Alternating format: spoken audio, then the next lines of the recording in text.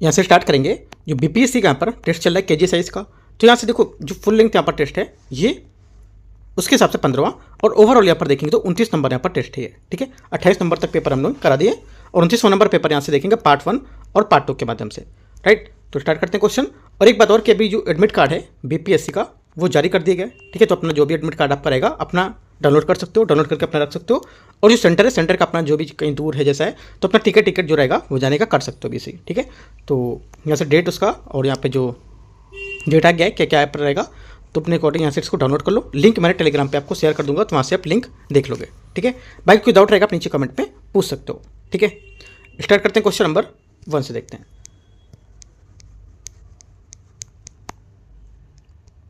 पहला number question है, भारत में निम्नलिखित प्रागैतिहासिक स्थल को दक्षिण से उत्तर की ओर यहाँ पर सही भौगोलिक क्रम के दर्शाते हैं, ये क्या यहाँ पर होंगे। तो आंसर हो जाएगा यहाँ से इसका, देखो पहला तो हो जाएगा यहाँ से, एक तो ब्रह्मगिरी। ब्रह्मगिरी क्या कर्नाटक में एक प्रमुख यहाँ पर प्रागैतिहासिक और यहाँ पर ऐतिहासिक स्थल जो नवपाषाण काल से लेकर मध्यकालीन यहाँ पर युग है उस तक यहाँ पर दिखाता है। तो यहाँ पर दक्षिण का हो गया। ठीक है, वो लगाना क्या दक्षिण से उत्तर, तो दक्षिण सबसे आपका सेकंड नंबर हो गया। उसके बाद आपका आएगा यहाँ से पहला चिरांद। चिरांद आपका हो जाएगा बिहार में। ठीक है, बिहार आपका हो जाएगा। उसके बाद आपका आएगा मेहरगढ़। मेहरगढ़ बलूचिस्तान या बोल सकते हो पाकिस्तान में। ठीक है, तो यहाँ से आपका कर्नाटका हुआ। कर्नाटका के बाद आपका यह आ गया बिहार, उसके बाद आपका इधर आ गया, तो ये इस टाइप से आ जाएगा। तो करेक्ट आंसर हो जाएगा पहले का बी, करेक्ट आंसर है। क्वेश्चन नंबर 2 है, निम्नलिखित में से किस कारक ने मगध को सर्वाधिक शक्तिशाली महाजनपद के रूप में बनने से सक्षम बनाया था।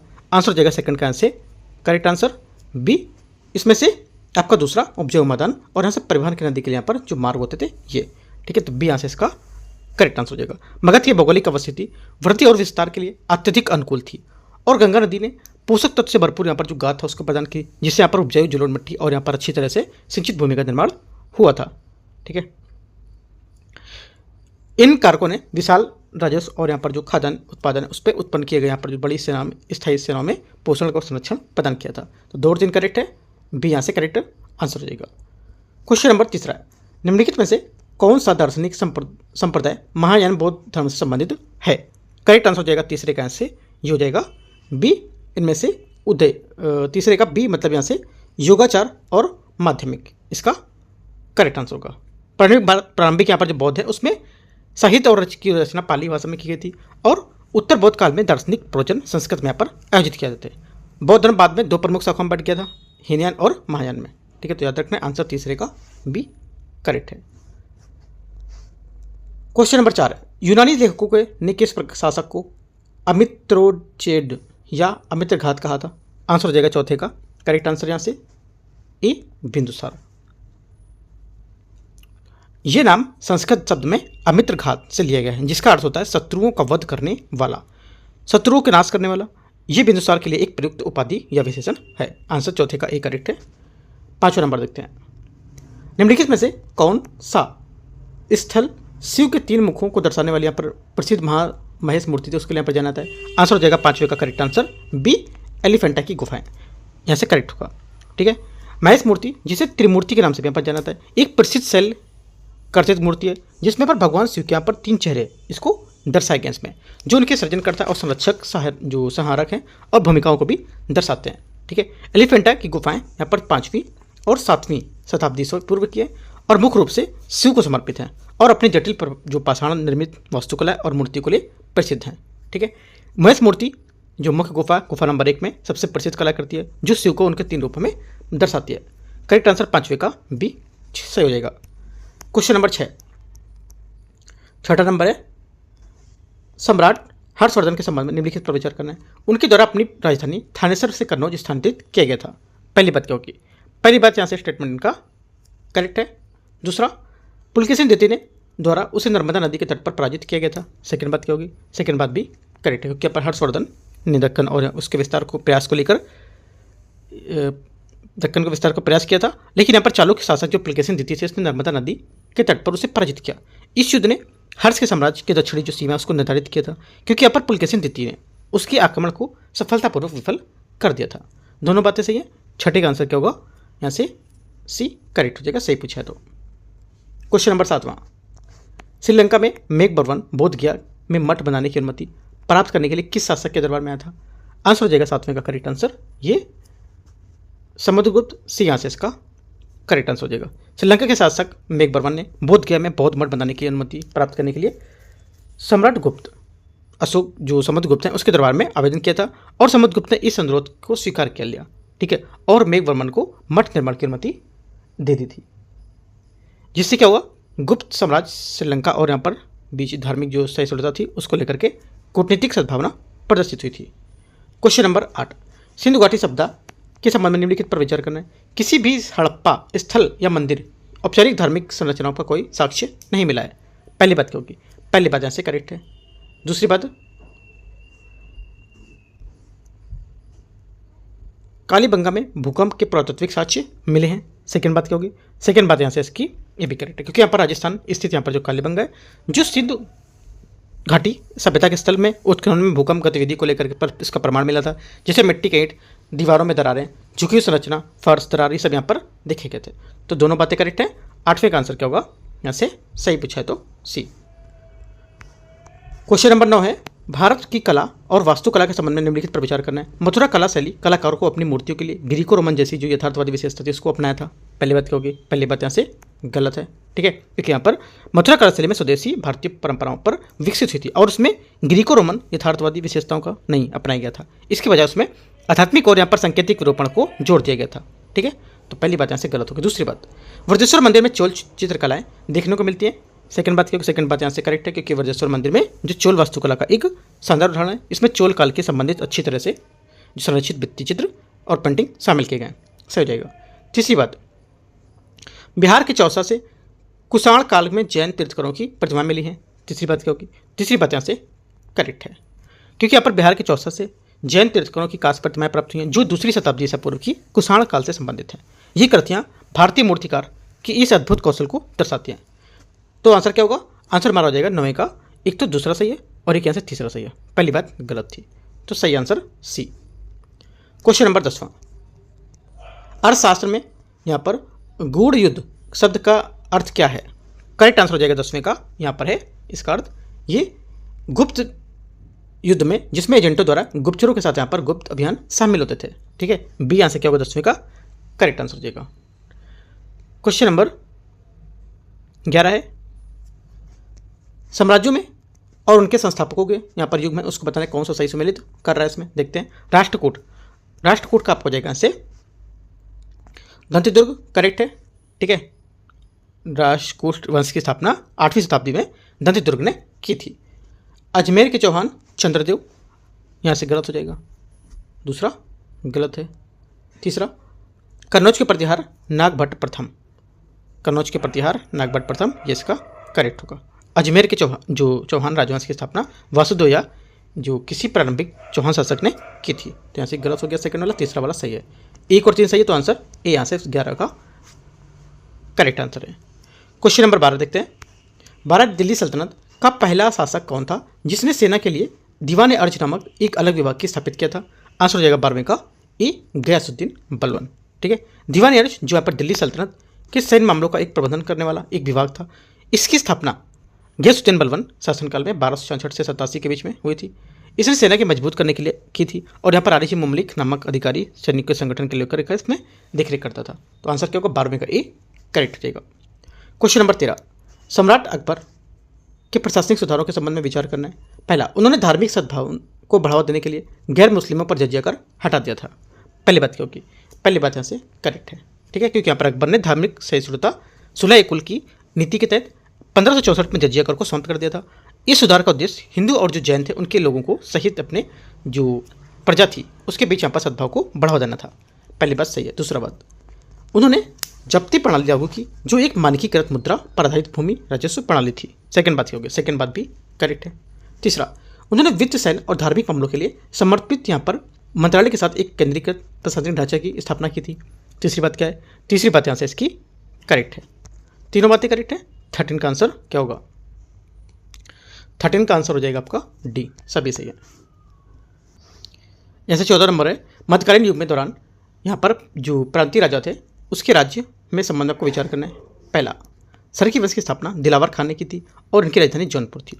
सरकी वंश की जो राजवंश है इसके जौनपुर सल्तनत पर शासन किया था। इसकी स्थापना 14वीं शताब्दी में मलिक सरवर, जिसे ख्वाजा ए जहाँ के नाम से भी जानते थे, उन्होंने की थी। पहली बात गलत होगी। गोलकुंडा की स्थापना कुली कुतुब शाह ने 1518 में की थी। सेकंड बात क्या होगी? सेकंड बात यहाँ से इसकी जो रहेगी ये करेक्ट है, क्योंकि गोलकुंडा के कुतुब शाही साम्राज्य की स्थापना सुल्तान कुली कुतुब शाह ने की थी, जो फारस की एक यहाँ पर तुर्क सरदार था और जो शुरुआत में बहमनी सल्तनत के अधीन एक गवर्नर था। ठीक है, तो पहली बात करेक्ट गलत है, दूसरी बात करेक्ट हो जाएगी। आंसर बी यहाँ से करेक्ट है, सही पूछा है तो। क्वेश्चन नंबर 15 बख्तियार खिलजी, जिसने बिहार के प्रसिद्ध शिक्षा केंद्र को नष्ट कर दिया था, किस शासक के अधीन यहाँ पर सेनापति के रूप में कार्यरत था? आंसर हो जाएगा 15 का यहाँ से सी, कुतुबुद्दीन ऐबक इसका करेक्ट आंसर होगा। कुतुबुद्दीन ऐबक मोहम्मद घोरी का सेनापति था, जो 1206 ईस्वी में दिल्ली सल्तनत ममलूक वंश का प्रथम शासक था। बख्तियार खिलजी क्या था? बख्तियार खिलजी के बारे में थोड़ा सा जानते हैं। बख्तियार खिलजी था आरंभ में मोहम्मद घोरी की सेवा में रहा था, बाद में ऐबक ने उसे पूर्वी भारत के अभियान में नेतृत्व को सौंपा था। तो सी यहाँ से इसका आंसर होगा कुतुबुद्दीन ऐबक। क्वेश्चन नंबर 16 यहाँ से 16 नंबर क्वेश्चन है। इसमें बोला INA राहत जांच शिविर समिति के संबंध में निम्नलिखित पर विचार करना है। इसकी स्थापना सुभाष चंद्र बोस ने की थी। 16 का पहला स्टेटमेंट यहाँ से गलत है। ठीक है, क्योंकि इसकी स्थापना जो थी भारतीय राष्ट्रीय कांग्रेस और यहाँ पर भारतीय राष्ट्रीय सेना जो कैदी थे मुकदमे लड़ने के बाद यहाँ पर किया गया था। ठीक है, तो यहाँ से बोला है कि सुभाष चंद्र बोस ने की थी ना, तो पहली बात यहाँ से इसकी गलत होगी, क्योंकि सुभाष चंद्र बोस ने इसकी स्थापना नहीं की थी। ठीक है, सेकंड देखते हैं यहाँ से। इसका मुख्य उद्देश्य INA के कैदियों को उनके मुकदमे के बाद पुनर्वास करना था। ठीक है, सेकंड बात करेक्ट है, क्योंकि INA के उसके राहत जांच शिविर का मुख्य उद्देश्य है इसको रिहा करना और यहाँ पर उनके जो कर्मी थे उनको कानूनी बचाव से सहायता करना। ठीक है, तो यहाँ से सेकंड बात यहाँ से करेक्ट है, पहली बात गलत होगी, तो आंसर बी यहाँ से 16 का करेक्ट आंसर है। क्वेश्चन 17 है। किस अधिनियम जिसे हाफ लोफ सिस्टम कहा जाता था उसके द्वारा नियंत्रण बोर्ड की स्थापना की गई थी? आंसर 17 का हो जाएगा करेक्ट आंसर ये बी, जिसमें से Pitt's India act 1784। Pitt's India act 1784 को हाफ लोफ सिस्टम कहा जाता था, क्योंकि यहाँ पर ये संसद और ईस्ट इंडिया कंपनी की जो निदेशक था उसके बीच शक्ति को संतुलित करता था, जिसने यहाँ पर ब्रिटिश कैबिनेट के सदस्यों को बने नियंत्रण बोर्ड में स्थापना करके संसद के अधिकार को मजबूत किया था। तो बी यहाँ से करेक्ट होगा। क्वेश्चन 18। भारतीय राष्ट्रीय कांग्रेस के एक भीख मांगने वाली संस्था है, ये टिप्पणी किस भारतीय नेता ने की थी? आंसर हो जाएगा 18 का डी, अरविंदो घोष यहाँ से करेक्ट आंसर होगा। क्वेश्चन नंबर 19 है। गांधी जी से जुड़ी निम्नलिखित घटनाओं को सही कालक्रम के अनुसार व्यवस्थित करना है। देखते हैं इसको 19 को। पहला 19 का हो जाएगा यहाँ से पहला स्टेटमेंट, दांडी मार्च पहले। ठीक है, दांडी मार्च कब हुआ था? 1930 मार्च में। आप डेट आपको लिखते जाना है। ठीक है, अगला दांडी मार्च 2 नंबर का हो गया। उसके बाद आपका यहाँ से तीसरा गांधी इरविन समझौता मार्च 1931 होगा। ठीक है, 5 मार्च 1931, तो 2 आया, उसके बाद आएगा इरविन समझौता तीसरा, 2 और 3 1931। ठीक है, 1931 अगला है, 2-3 हो गया। उसके बाद आएगा चौथा दूसरा गोलमेज सम्मेलन, ये कब हुआ था? 7 सितंबर 1931 है ना। उसके बाद ये आएगा, तो चौथा 2, 3, 4 और 1 इसका करेक्ट आंसर होगा। 2, 3, 4, 1 मतलब डी यहाँ से करेक्ट आंसर होगा। 1 कब हुआ था? सेवाग्राम वृद्धाश्रम की स्थापना ये हुई थी, नोट कर लेना आपको, 1936 में। ठीक है, क्वेश्चन नंबर 20 है। किस वायसराय की सिविल सेवाओं में अधिक संख्या में भारतीयों को शामिल करने के लिए एचिसन आयोग की स्थापना की गई थी? आंसर हो जाएगा 20 का से सी, लॉर्ड डफरिन इसका करेक्ट आंसर होगा। निम्नलिखित में से किसने गांधी जी को 1915 में भारत आगमन पर 1 वर्ष देश भ्रमण के लिए पर सलाह दी थी? आंसर हो जाएगा 21 का करेक्ट आंसर यहाँ से गोपाल कृष्ण गोखले। ठीक है, क्वेश्चन नंबर 22। ब्रिटिश प्रधानमंत्री क्लेमेंट एटली ने किस तारीख को घोषणा की थी कि 30 जून 1948 को भारत से हट जाएगा? आंसर हो जाएगा 22 का बी, 20 फरवरी 1947 को। आगे देखते हैं क्वेश्चन। क्वेश्चन नंबर यहाँ से 22 हो गया। 23 नंबर, निम्नलिखित में से कौन सा क्रिस मिशन प्रस्ताव यहाँ पर नहीं था? इसका जो क्रिस मिशन के कुछ प्रस्ताव थे तो उसमें से कौन से नहीं था? ये वाला इसमें से चारों बात तुम्हें आपको बताना है। ठीक है, करेक्ट आंसर हो जाएगा गवर्नर जनरल का पद तत्काल समाप्त कर दिया गया था और युद्धकालीन रक्षा का कार्यभार भारतीय सेनाओं को सौंप दिया गया था। ये बात यहाँ से गलत है। ठीक है, आगे क्वेश्चन देखते हैं 24 नंबर। 24 है, महात्मा गांधी ने अहिंसा और यहाँ पर सविनय विज्ञा के सिद्धांत निम्नलिखित में से किससे प्रभावित थे? करेक्ट आंसर हो जाएगा 24 का यहाँ से ये आंसर होगा इसका सी, रस्किन, टॉलस्टॉय और थोरो, इसका करेक्ट आंसर होगा। रस्किन जो 19वीं शताब्दी में ब्रिटिश सामाजिक सेवा जो विचारक थे, उन्होंने अपनी पुस्तक अनूठ दिस लास्ट के माध्यम से गांधी जी को प्रभावित किया था। ठीक है, और टॉलस्टॉय कहते हैं जो रूसी उपन्यासकार और दार्शनिक थे, उन्होंने अपनी अहिंसा और यहाँ पर जो ईसाई नैतिकता पर लिखित रचनाओं पर the kingdom of God is with in you, ये यहाँ पर गांधी को प्रभावित करने के लिए किया था। ठीक है, थोरो जो एक यहाँ पर अमेरिकी अचेतनवादी था, इसने सिविल डिसोबीडियंस जो था 1849 लिखा था, जिसमें यहाँ पर उन्होंने अन्यायपूर्ण कानूनों को अहिंसक और प्रतिरोध की वकालत की थी। ठीक है, तो ये सब याद रखना है। 24 का आंसर सी करेक्ट है। 25 है, निम्नलिखित में से स्वतंत्रता सेनानी में से कौन यहाँ पर गांधीवादी आदर्शों के प्रति समर्पण के कारण गांधी बूढ़ी या ओल्ड लेडी गांधी के नाम से लोकप्रिय थी? आंसर हो जाएगा 25 का करेक्ट आंसर सी, मतंगिनी हजारा, इसका करेक्ट आंसर होगा। क्वेश्चन नंबर 26, निम्नलिखित में से संवैधानिक पदों को इनकी वरीयता के दृष्टिकोण के हिसाब से यहाँ पर उच्चतम से न्यूनतम की ओर यहाँ पर लाना है। ठीक है, तो उच्चतम से न्यूनतम मतलब हाईएस्ट है लोअर में लाना है। तो क्या होगा?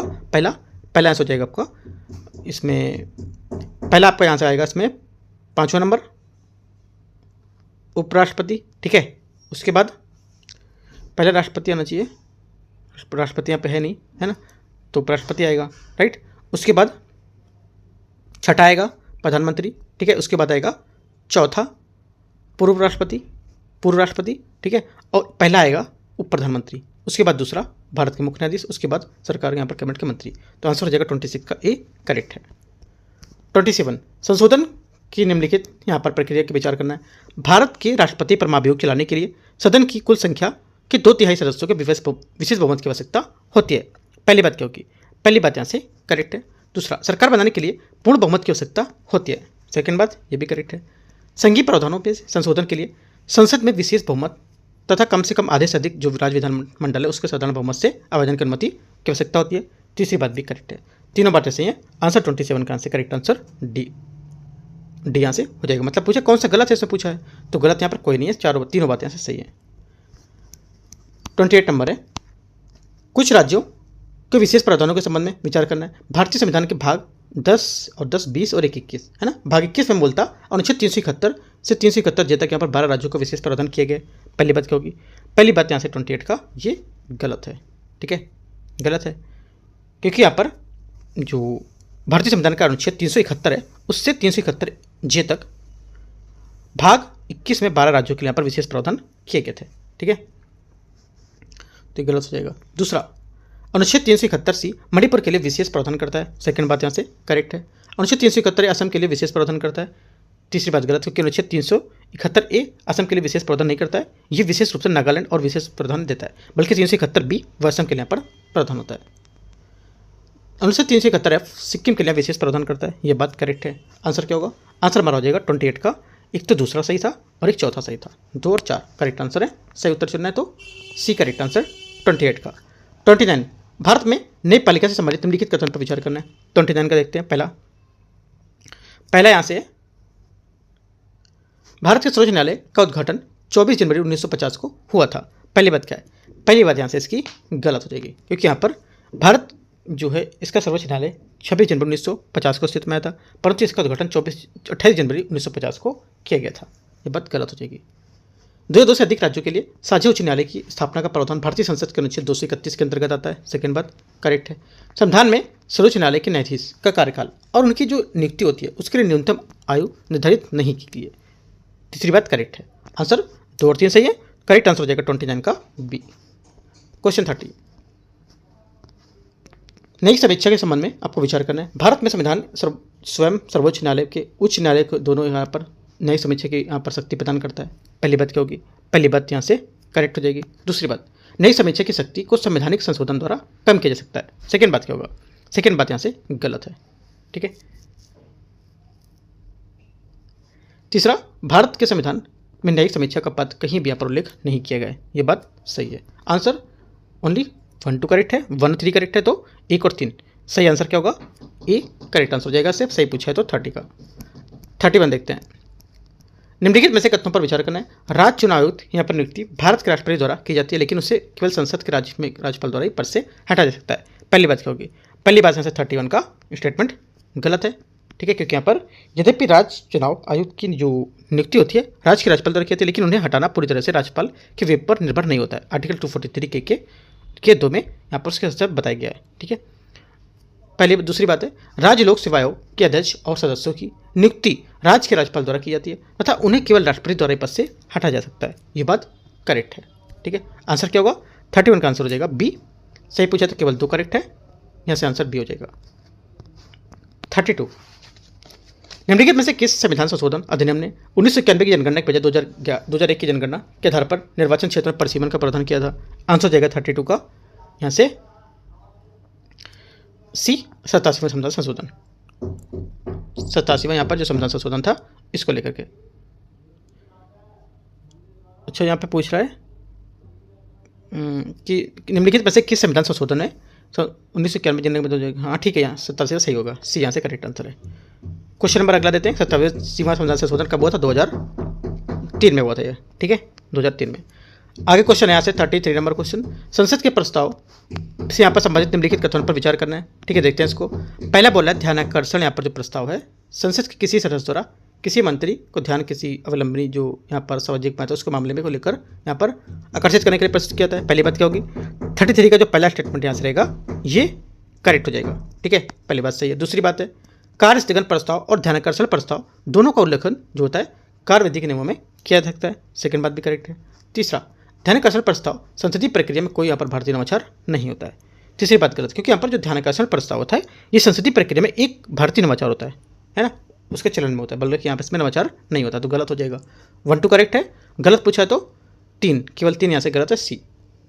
34 निम्नलिखित में से किसे यह निर्दिष्ट करने का अधिकार पर दिया गया कि यहाँ पर प्रत्येक राज्य और केंद्र शासित प्रदेश में किन जातियों या जनजातियों को अनुसूचित जाति या जनजाति में माना जाएगा? आंसर हो जाएगा 34 का करेक्ट आंसर यहाँ से डी, राष्ट्रपति को। क्वेश्चन 35 है, लोकसभा के पीठासीन अधिकारियों के संबंध में विचार करना है। उपसभापति सदन की आपस अध्यक्षता करते हुए प्रथम दृष्टया मतदान नहीं कर सकता है। पहली बात यहाँ से क्या होगी? करेक्ट है। जब उपसभापति को हटाने का प्रस्ताव विचाराधीन होता है तो वह सदन की बैठकों को अध्यक्षता कर सकता है। सेकंड बात क्या होगी? सेकंड बात यहाँ से गलत है, क्योंकि उपाध्यक्ष को हटाने के प्रस्ताव विचाराधीन होता है तो भारतीय संविधान के अनुसार सदन की बैठक अध्यक्षता नहीं कर सकता है। अध्यक्ष को उपाध्यक्ष को अपना पदभार ग्रहण करते समय संविधान के प्रति निष्ठा की शपथ लेता है। तीसरी बात गलत है, क्योंकि अध्यक्ष जो है उपाध्यक्ष दोनों ही अपना पद ग्रहण करते समय कोई यहाँ पर अलग शपथ का प्रतिज्ञान नहीं लेते हैं। ये गलत हो जाएगा, ठीक है। 1 2 1 ओनली करेक्ट है। 35 का आंसर पूछा क्या है? पूछा है कौन सा सही है, तो केवल एक ए। 36 भारत के मान्यवादी के संबंध में निम्नलिखित पर विचार करना है। वह संसद के कार्य वही में भाग ले सकते हैं, लेकिन किसी मामले में मतदान नहीं कर सकते हैं। 36 का क्या होगा? 36 का जो पहला स्टेटमेंट है ये करेक्ट है।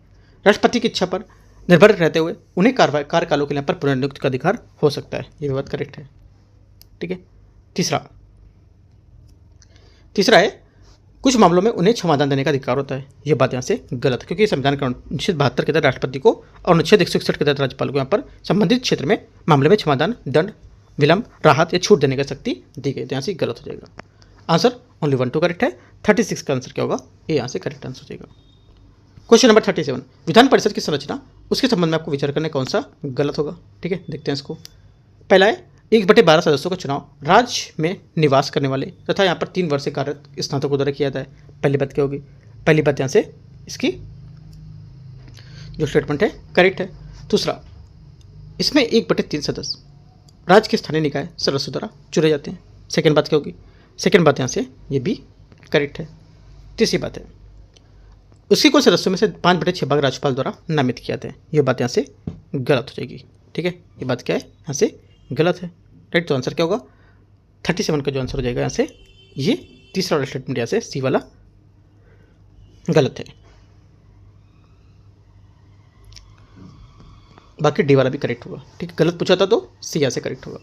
क्वेश्चन नंबर 38 आपातकाल के संबंध में राज्य विधान पर केंद्र नियंत्रण से यहाँ पर संबंधित जो निम्नलिखित कथन पर विचार करना है। केंद्र राज्यों को निर्देश दे सकता है और वे वित्तीय आपातकाल के दौरान राज्य विधानमंडल द्वारा पारित धन विधेयकों और यहाँ पर अन्य वित्तीय विधेयकों को राष्ट्रपति के विचार पर सुरक्षित रख सकता है। पहली बात क्या होगी, 38 का पहला स्टेटमेंट यहाँ से करेक्ट हो जाएगा। राष्ट्रपति राष्ट्रीय आपातकाल के दौरान केंद्र और राज्यों के बीच राजस्व के संवैधानिक वितरण को संशोधित नहीं कर सकते हैं। सेकंड बात क्या होगी, सेकंड बात यहाँ से गलत है, क्योंकि यहाँ पर राष्ट्रपति जो है राष्ट्रीय आपातकाल के दौरान राष्ट्रपति से केंद्र से यहाँ पर राज्यों को दिए जाने वाले जो वित्त हस्तांतरण उसको यहाँ पर कर साझाकरण और सहायता अनुदान देने को कम या रद्द कर सकता है। ये बात गलत हो जाएगी। ओनली वन करेक्ट है, तो आंसर क्या होगा, 38 का आंसर हो जाएगा आपका ए, सही पूछ रहा है। 39 नंबर क्वेश्चन है, प्रथम प्राक्कलन समिति का गठन कृष्ण मेहनत समिति की सिफारिश पर किया गया था। पहली बात गलत है, क्योंकि यहाँ पर प्राक्कलन की समिति जो थी ये 1921 में बनाई गई थी, विश्व समिति से जुड़ी है, और स्वतंत्रता के बाद पहली अनुमान समिति जो थी उसके हिसाब से जॉन मथाई ने सिफारिश पर यहाँ पर गठित की गई थी। ये बात गलत हो जाएगी।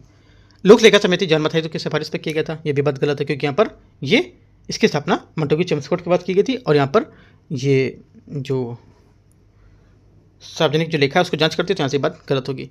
तीसरी, सार्वजनिक उपकरण समिति की स्थापना भारत सरकार के 1919 के तहत यहाँ पर की गई थी, ये भी बात गलत है, क्योंकि यहाँ पर COPU उनके द्वारा यहाँ पर स्थापना 1964 में की गई थी, तो यहाँ से भी गलत हो जाएगा। तीनों बातें गलत हैं। 39 का आंसर सही पूछा तो कोई नहीं, डी। क्वेश्चन नंबर 40, निम्नलिखित में से वैधानिक निकाय और यहाँ पर उनकी स्थापना के कालक्रम को सर व्यवस्थित करना है। देखते हैं इसको क्या होगा। पहला, कालक्रम अनुसार सीधा सीधा देखते हैं तो आएगा चौथा, ठीक है, दूसरा और पहला और तीसरा, ये यहाँ से करेक्ट आंसर होगा। क्वेश्चन नंबर 41, प्राय चर्चा में रहने वाला संजय अग्रवाल समिति का संबंध निम्नलिखित में से किससे, करेक्ट आंसर हो जाएगा 41 का ए, कृषि में न्यूनतम समर्थन मूल्य MSP की तंत्र की समीक्षा करने से, ठीक है, क्या होगा ए, यहाँ से करेक्ट आंसर होगा। 42, औद्योगिक उत्पादन सूचकांक के संबंध में विचार करना है। वर्तमान में इसकी गणना 2015-16 के आधार वर्ष पर मानकर की जाती है। पहली बात क्या होगी, पहली बात इसका गलत है, क्योंकि यहाँ पर जो इसका सन होगा ये 2011-12 के आधार पर की जाती है, 15-16 नहीं। इस उद्योग में आंतरिक व्यापार संवर्धन विभाग द्वारा संकलित या प्रकाशित किया जाता है। सेकंड बात क्या होगी, सेकंड बात यहाँ से गलत, क्योंकि यहाँ पर राष्ट्रीय जो सांख्यिकी कार्यालय है उसको लेकर के पहले केंद्रीय सांख्यिकी संगठन के नाम से जाना जाता था, ये यहाँ पर इसकी आधार पर संकलित करता था, ठीक है, तो दोनों गलत है। आंसर 42 का क्या होगा, पूछा क्या है, सही कौन सा है, तो कोई नहीं सही है। 43 है, हाल ही में स्वीकृत रोजगार लिंक्ड प्रोत्साहन योजना के उद्देश्य से 2 वर्षों की अवधि में देश में कितने नौकरियां सृजन करने का प्रोत्साहन रखा गया है। आंसर हो जाएगा 43 का करेक्ट आंसर यहाँ से ये 3.5 करोड़। 44 है, आवधिक श्रम बल सर्वेक्षण PLFS समाज के आपको विचार करना है। ये रिपोर्ट श्रम एवं रोजगार मंत्रालय द्वारा प्रतिवर्ष जारी की जाती है। पहली बात क्या होगी, पहली बात यहाँ से गलत है, क्योंकि यहाँ पर ये रिपोर्ट होगी ये सांख्यिकी और कार्यक्रम मंत्रालय था उसके द्वारा सांख्यिकी जो राष्ट्रीय सांख्यिकी कार्यालय उसके द्वारा पर आयोजित किया जाएगा, ठीक है, ना कि यहाँ पर श्रम रोजगार मंत्रालय द्वारा। दूसरा, इसमें भारतीय श्रम बाजार से संबंधित त्रैमासिक और वार्षिक श्रम रोजगार जो होता है बेरोजगारी वो डेटा शामिल होता है। सेकंड बात क्या होगी, सेकंड बात यहाँ से करेक्ट है, ओनली 2 करेक्ट है। 44 का आंसर पूछा सही कौन सा है, तो बी। क्वेश्चन नंबर 45, केंद्रीय बजट 2025-26 में वार्षिक किराए पर स्रोत पर कर कटौती TDS सीमा 2.5 लाख से या 2.4 लाख से बढ़कर कितनी कर दी गई है। आंसर हो जाएगा 45 का बी, ये कर दी गई है 6 लाख रुपए, ठीक है। यह बदलाव 1 अप्रैल 2025 से प्रभावी हुआ है, ये भी याद रखना, आपसे बोलेगा ये बदलाव है 1 अगस्त 2025 से 1 जुलाई 2025 से स्टार्ट हुआ है, ऐसा करके, तो यहाँ पे इंपॉर्टेंट बात है याद रखना है। क्वेश्चन 46 है, मानव विकास सूचकांक 2025 में भारत की रैंक यहाँ पर क्या है। करेक्ट आंसर हो जाएगा 46 का, भारत की रैंक यहाँ पर 130 है। 48 है, निम्नलिखित में से कौन सकल राष्ट्रीय उत्पाद की सही परिभाषा बताता है। सकल राष्ट्रीय उत्पाद के यहाँ पर जो सही परिभाषा हो जाएगी ये हो जाएगी यहाँ से ए नंबर, किसी देश में भीतर उत्पादित वस्तुओं और सेवाओं का कुल मूल्य विदेशों से अर्जित आय निवल कारक, ये ए यहाँ से करेक्ट आंसर होगा। क्वेश्चन नंबर 48, निम्नलिखित में से कौन 16वें वित्त आयोग के सदस्य नहीं है। करेक्ट आंसर हो जाएगा 48 का यहाँ से D, Ravi Prakash Mishra. 49, the planned economy of the India पुस्तक के लेखक कौन है। आंसर हो जाएगा 49 का सी, M विश्वेश्वरैया इसका आंसर होगा, ठीक है। प्लान्ड इकोनॉमी फॉर इंडिया नामक पुस्तक जिसे यहाँ पर M विश्वेश्वरैया ने 1934 में लिखा था, भारत में अर्थव्यवस्था को बढ़ावा देने के लिए यहाँ पर औद्योगिकरण और बुनियादी ढांचे को विकास को लेकर यहाँ पर जोर देने के लिए एक 10 वर्षीय यहाँ पर आर्थिक योजना की रूपरेखा दी गई थी। 49 का सी करेक्ट है। 49 हो गया। 50 नंबर, मजदूरी दर सूचकांक के संबंध में विचार करना है। इसे श्रम एवं रोजगार मंत्रालय द्वारा जारी किया गया था, यह जारी किया जाता है। पहली बात क्या होगी, पहली बात यहाँ से करेक्ट है। दूसरा, इसे सूचकांक 1957 में चयनित उद्योगों के लिए संकलित किए जाते हैं। सेकेंड बात यहाँ से गलत हो जाएगी, क्योंकि यहाँ पर यह मजदूरी दर सूचकांक WRI है, उसके समय के साथ साथ मजदूरी दरों में होने वाले जो परिवर्तन है उसको दर्शाता है। इसे श्रम ब्यूरो द्वारा 1969 में चुनिंदा उद्योग के लिए संकलित किया जा रहा था। तीसरी बात, भारत में WRI की गणना के लिए आधार वर्ष 2011-12 है। तीसरी बात गलत, क्योंकि इसका आधार वर्ष 2016 है, 2011-12 नहीं है, ये भी गलत हो गया। ओनली वन करेक्ट है, 50 का आंसर केवल एक से हो जाएगा, तो ए यहाँ से करेक्ट आंसर है। क्वेश्चन नंबर 51 है, निम्नलिखित में से कौन सा साधन भारतीय रिजर्व बैंक द्वारा बिना किसी पार्श्विक बैंकों के यहाँ पर अतिरिक्त तरलता को शोषित करने के लिए उपयोग किया जाता है, और इसका उपयोग मुद्रास्फीति नियंत्रित करने के लिए भी किया सकता है? आंसर हो जाएगा 51 का करेक्ट आंसर बी, स्थायी जमा सुविधा। स्थायी जमा सुविधा जो होती है, ये भारतीय रिजर्व बैंक का एक ऐसा साधन है जो बैंकों को बिना कोई प्रतिभूति दिए और शेष जो धनराशि होती है वो जमा करने की अनुमति देती है। और पहले यहाँ पर अतिरिक्त धनराशि रिवर्स रेपो के माध्यम से RBI के पास जमा की जाती थी, जिससे यहाँ पर सरकारी प्रतिभूति को गिरवी रखना पड़ता था। ठीक है। क्वेश्चन नंबर 52, मुद्रास्फीति के संबंध में निम्नलिखित कथन पर विचार करना है। कोर मुद्रास्फीति में आर्थिक अस्थिर खाद्य एवं ऊर्जा की कीमतें शामिल नहीं होती हैं। पहली बात क्या होगी, पहली बात यहाँ से करेक्ट है। हेडलाइन मुद्रास्फीति उपभोक्ता मूल्य सूचकांक का उपयोग करके सभी वस्तुओं और सेवाओं की कीमतों में परिवर्तन को मापती है। सेकंड बात क्या होगा, सेकंड बात यहाँ से ये भी करेक्ट हो जाएगी। दोनों बातें मुद्रास्फीति के बारे में करेक्ट हैं, सही है। आंसर यहाँ से सी सही होगा। क्वेश्चन नंबर 53, जीडीपी डिफ्लेटर के संबंध में आपको विचार करना है। जीडीपी डिफ्लेटर वह मूल्य सूचकांक है जो देश में उत्पादित समस्त वस्तुओं और सेवाओं के मूल्य स्तर को प्रदर्शित करता है। पहली बात क्या होगी, पहली बात यहाँ से करेक्ट है। ये किसी देश के वास्तविक सकल घरेलू उत्पाद में वृद्धि के साथ नहीं बढ़ता है। सेकंड बात क्या होगी, सेकंड बात भी करेक्ट है। तीसरा, ये जीडीपी के अनुमानों के साथ केवल तिमाही आधार पर उपलब्ध होता है। तीसरी बात भी करेक्ट है। तीनों बातें करेक्ट हैं। 53 का पूछा क्या कौन सा सही है, तो डी यहाँ से करेक्ट आंसर होगा।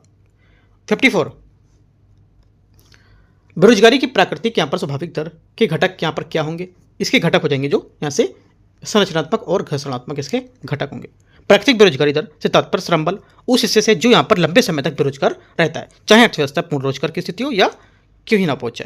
ठीक है, तो यहाँ से आंसर बी होगा। संरचनात्मक जो बेरोजगारी है ये उस स्थिति को दर्शाती है जब श्रमिक को कौशल या उसका भौतिक जो स्थान है उसमें भौगोलिक उपलब्ध नौकरियों की मांग का स्थान मेल नहीं खाती हैं। ठीक है, और घर्षणात्मक क्या होगा? घर्षणात्मक में ये हो जाएगा, ये एक अल्पकालिक बेरोजगारी है, तब होती है जब श्रमिक एक नौकरी से दूसरी नौकरी में जाते रहते हैं या पहली बार श्रम बाजार में प्रवेश कर रहे होते हैं। ठीक है, उदाहरण के लिए यहाँ पर हाल ही में स्नातक किए हुए छात्र नौकरी की तलाश कर रहे हैं, वो इसको लेकर के बता सकते हो। आपसे क्वेश्चन बोलेगा कि हाल ही में स्नातक किए हुए छात्र नौकरी की तलाश कर रहे हैं, किस प्रकार का यहाँ पर बेरोजगारी की प्रकृति है? तो क्या होगी? घर्षणात्मक होगी है। ठीक है, इंपॉर्टेंट बात है। क्वेश्चन नंबर 55, भारत में प्राथमिक जो क्षेत्र है उसके संबंध में विचार करना है। इसके दिशा निर्देश वित्त मंत्रालय द्वारा सहकारी समिति बैंक है उसके परामर्श से यहाँ पर जारी किए जाते हैं। पहली बात क्या होगी?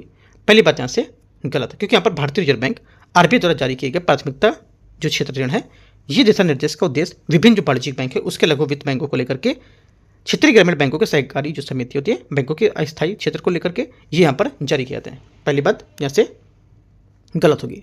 दूसरी बात, शहरी सहकारी बैंकों को किसानों की सहकारी समितियाँ ऋण देने की अनुमति नहीं होती है, ये बात करेक्ट है। आंसर 55 का पहला गलत है और दूसरा सही है, तो बी यहाँ से 55 का करेक्ट आंसर होगा। 56 है भारत वन स्थिति रिपोर्ट ISFR 2023 के अनुसार आपको बताना है कि किस राज्य में जंगल में आग लगने से सबसे अधिक घटनाएं दर्ज की गई हैं। आंसर हो जाएगा 56 का ए, उत्तराखंड। क्वेश्चन नंबर 57, निम्नलिखित में से किस प्रकार की कोयला को भंडार को बनाने के सबसे अधिक समय लगता है? आंसर हो जाएगा 57 का करेक्ट आंसर यहाँ से ये डी, एंथ्रासाइट। एंथ्रासाइट जिसे अक्सर कोयला कठोर कोयला कहता है, जिसे सूचीबद्ध कोयला के प्रकार को बनने के सबसे अधिक यहाँ पर समय लगता है। क्वेश्चन नंबर 58 है पारिस्थितिक संवेदनशील यहाँ पर जो क्षेत्र है ESZ उसके बारे में विचार करना है। एक बार जब किसी क्षेत्र में ESZ के रूप में अधिसूचित कर दिया जाता है तो वहाँ रहने वाले लोगों को विस्थापन या निष्कासन अनिवार्य हो जाता है। पहली बात क्या होगी? पहली बात यहाँ से स्टेटमेंट इसका गलत है। ठीक है, क्योंकि यहाँ पर पर्यावरण और वन जलवायु परिवर्तन मंत्रालय उसने यहाँ पर और सर्वोच्च न्यायालय के फैसले ने पारिस्थितिक जो संवेदनशील क्षेत्र हैं उसमें विस्थापन या निकासी की अनिवार्यता नहीं देते हैं। यहाँ पर बोला निष्कासन को अनिवार्य हो जाता है, गलत हो जाएगा। दूसरी बात है, किसी भी संरक्षित क्षेत्र के आसपास जो ESZ है इसका आकार एक समान रूप में निश्चित होना आवश्यक नहीं होता है। सेकंड बात क्या है? सेकंड बात यहाँ से करेक्ट है। तीसरी बात है, ESZ में वाणिज्यिक खनन और पत्थर उत्खनन, ईंट भट्टों की स्थापना निषिद्ध गतिविधियां हैं। ये बात करेक्ट है। आंसर क्या होगा? 2 और 3 सही है। 58 का आंसर हो जाएगा बी। 59 है, जब गर्मियों के दौरान हिमनद पिघलते हैं तो पानी बर्फ की यहाँ पर सतह पर बहता है और किनारों रिश्ता रहता है या बर्फ के छिद्रों से होकर बहता है। यह पिघलता हुआ पानी हिमनद के नीचे एकत्र होता है और उप हिमनद के जो चैनल सुधारक को प्रवाह बना रहता है। उपयुक्त जो हमारा वाक्यांश बोला है ये किस प्रकार के जो निक्षेपण है उसकी यहाँ पर बात कर रहा है। आंसर हो जाएगा 59 का। ये बात कर रहा है एस्कर की।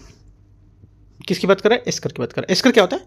एस्कर रेत और बजरी से जो लंबी बनी यहाँ पर घुमावदार पहाड़ियाँ होती हैं जो हिमनद के भीतर या नीचे बहने वाली यहाँ पर पिघले हुए पानी की धाराओं को द्वारा जमा किए गए शब्द से बनती है। ठीक है, आंसर 59 का बी करेक्ट है।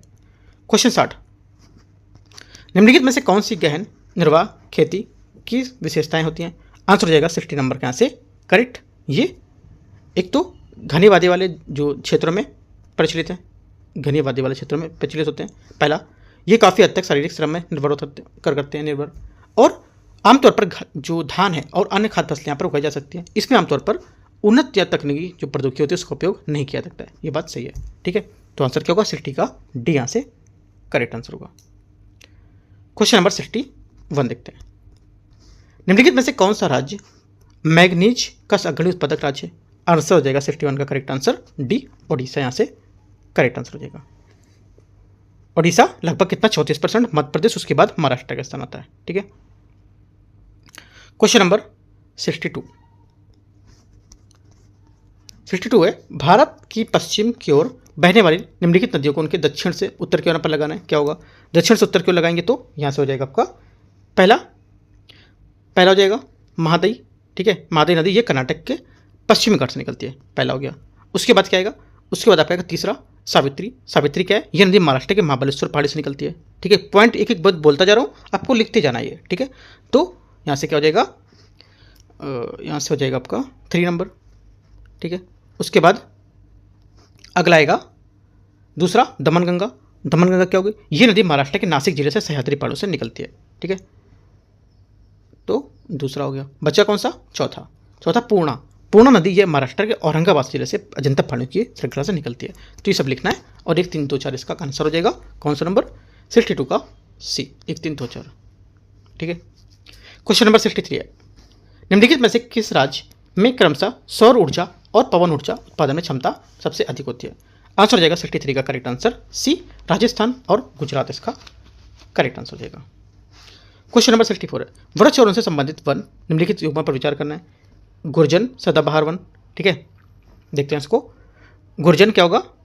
यहाँ पर हो जाएगा सदाबहार वन, यहाँ से करेक्ट है। महुआ मानसूनी वन है, ये भी आपका करेक्ट है। और यहाँ पर एक उष्णकटिबंधीय मानसूनी पर्णपाती वृक्ष है और मध्य प्रदेश की गोंड और बैगा जैसी जनजातियाँ इसमें उगाती हैं इसको। ठीक है, गुर्जन क्या था? गुर्जन एक ऊंचा वृक्ष था जिसकी ऊंचाई लगभग 35 मीटर तक होती है। ये उष्णकटिबंधीय आर्द्र सदाबहार वनों में से पाई जाती है।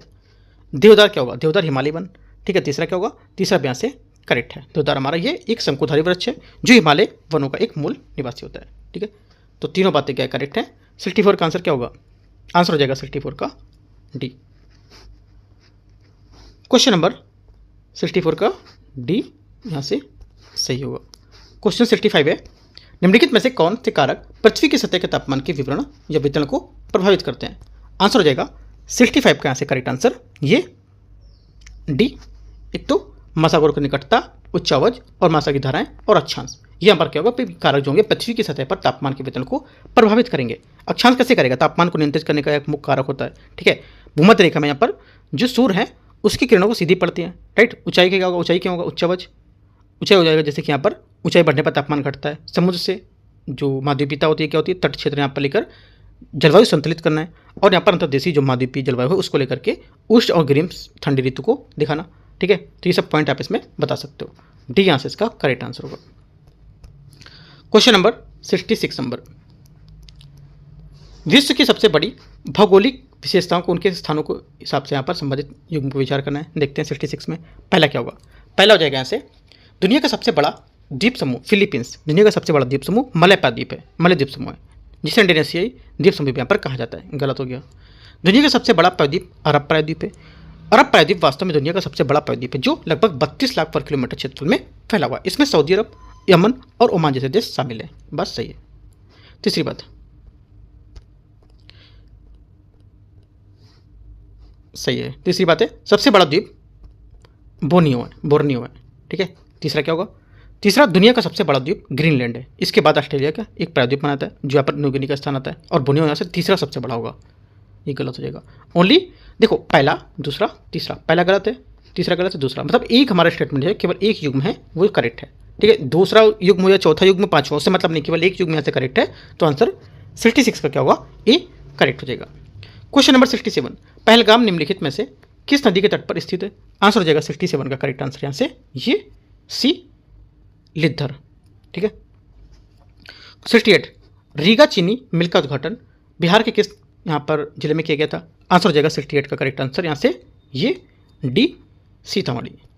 क्वेश्चन नंबर 69 निम्नलिखित कैसे कथनों को विचार करना है। बवंडर यहाँ पर टर्नेडो और चक्रवात साइक्लोन एक साथ नहीं उठते हैं। पहली बात क्या होगी। पहली बात यहाँ से जो रहेगा 69 का गलत हो जाएगा, क्योंकि यहाँ पर जो बवंडर है और साइक्लोन या चक्रवात ये इसके आधार पर ये कुछ परिस्थितियों में एक साथ मौजूद हो सकते हैं। ठीक है। और अक्सर यहाँ पर गंभीर तूफान जैसे ला सकते हैं इसको। तो पहली बात यहाँ से गलत हो जाएगी। बवंडर टर्नेडो तूफान हरिकेन की तुलना में बहुत छोटे पैमाने पर होते हैं। सेकंड बात यहाँ से करेक्ट है। आंसर क्या होगा 69 का आंसर हो जाएगा बी, केवल 2 यहाँ से सही है। ठीक है। क्वेश्चन नंबर 70 निम्नलिखित में से कौन सा भारत का पहला निगमित प्रमुख बंदरगाह है। आंसर हो जाएगा 70 का डी कामराज, इसका करेक्ट आंसर होगा। क्वेश्चन नंबर 71 है भारतीय शहरों को उसके औद्योगिक उपनामों के हिसाब से यहाँ पर बताना है कौन सा सही सम्मिलित होगा। करेक्ट आंसर हो जाएगा 71 का ये एक तो वाराणसी उत्तर भारत का मैनचेस्टर है। ठीक है, करेक्ट है। और कानपुर क्या उत्तर भारत का मैनचेस्टर यहाँ पर कहा जाता था। तो यहाँ से क्या होगा स्टेटमेंट, ये जो स्टेटमेंट होगा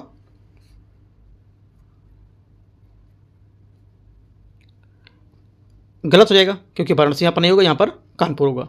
ठीक है। चेन्नई भारत का डेट्रॉइट करेक्ट है, और कोयम्बटूर दक्षिण भारत का मैनचेस्टर करेक्ट है। और यहाँ पर रांची भारत का पिट्सबर्ग, ये यहाँ से गलत है, क्योंकि भारत का जो पिट्सबर्ग होगा ये जमशेदपुर होगा, रांची नहीं होगा। तो करेक्ट कौन सा है, देखो पहला दूसरा गलत है, तीसरा चौथा यहाँ पर सही है। ठीक है, यहाँ से सही पूछा है तो तीसरा चौथा बी यहाँ से आंसर हो जाएगा।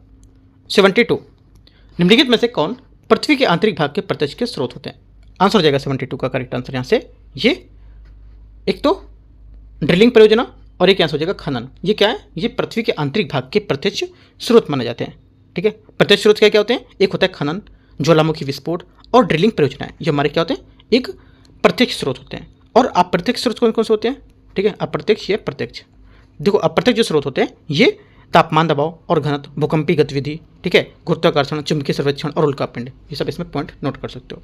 72 का आंसर डी करेक्ट हो जाएगा। 73 महाद्वीपों के भूगोल के संबंध में आपको विचार करना है। भूमध्य रेखा लगभग अफ्रीका के मध्य से होकर गुजरती है। पहली बात क्या होगी, पहली बात यहाँ से करेक्ट है।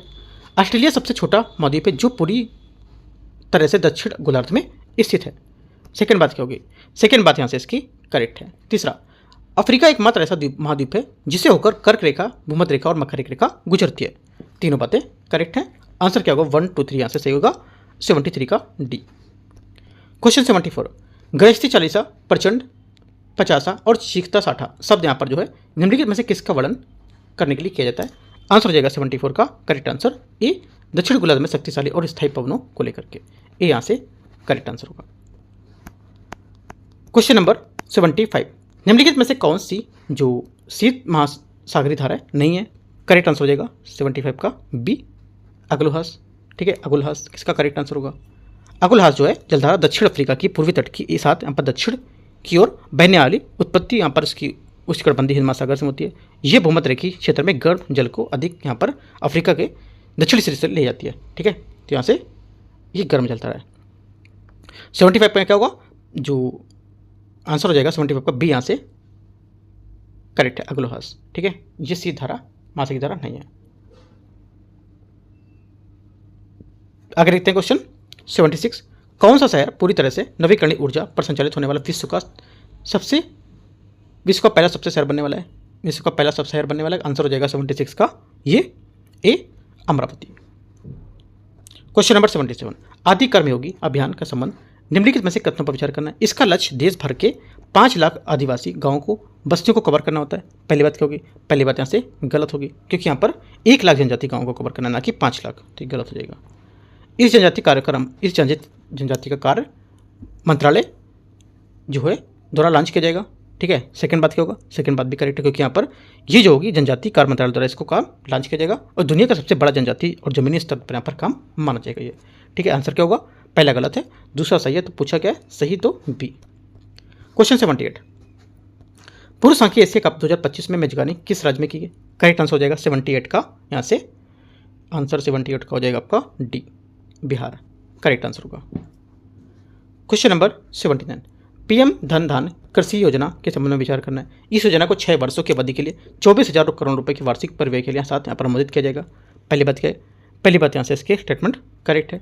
ये 11 मंत्रालय और 36 केंद्रीय योजनाओं को अभिसरण को सुनिश्चित करने के लिए यहाँ पर 100 कम प्रदर्शन करने वाले जिलों को लक्षित करता है। सेकंड बात करेक्ट है। तीसरा, इसने कृषि उत्पादकता में सुधार के लिए पुरानी योजनाओं के स्थान पर नई जो कृषि कार्यक्रम शुरू किए हैं। तीसरी बात क्या होगी? तीसरी बात यहाँ से गलत है, क्योंकि यहाँ पर जो योजना है उसको किसी मौजूदा कार्यक्रम को यहाँ पर शुरू यहाँ पर जो इसमें प्रतिस्थापित नहीं करती है। इसके बजाय यहाँ पर इसका मुख्य उद्देश्य था कि जो चल रही योजना है उसको यहाँ पर समन्वय से अच्छा करना और बेहतर बनाना। ठीक है, तो यहाँ से गलत हो जाएगा। आंसर क्या होगा? पूछा सही कौन सा? तो 1 2, तो 79 का आंसर ए यहाँ से करेक्ट हो जाएगा। ठीक है, तो इस टाइप से यहाँ पर जो केजीएस का टेस्ट था, टेस्ट नंबर यहाँ पर 29वां। ठीक है, इसका 79 क्वेश्चन यहाँ से डिस्कस कर लिया। ठीक है, क्वेश्चन नंबर 80 से डिस्कस करेंगे, 150 तक वो मैं कल कर दूंगा। राइट, 80 से 150 तक है वो कल पार्ट नंबर 2 में करेंगे। उसके बाद जो अगला टेस्ट आएगा एडुटेरिया करेगा, वो भी हमें खत्म करने वाले, क्योंकि यहाँ पर अभी 2 टेस्ट अभी बचे हुए हैं, वो अभी आपको 9 तारीख तक 10 तारीख तक खत्म हो जाएंगे। ठीक है, इन सबको बाकी आप रिवीजन करते रहो, जितने भी पीछे टेस्ट मैंने करा दिए हैं। राइट, बाकी कोई डाउट रहता है आप नीचे कमेंट में पूछ सकते हो। एडमिट कार्ड अपना डाउनलोड कर लेना है आपको। Right, all the best, thank you.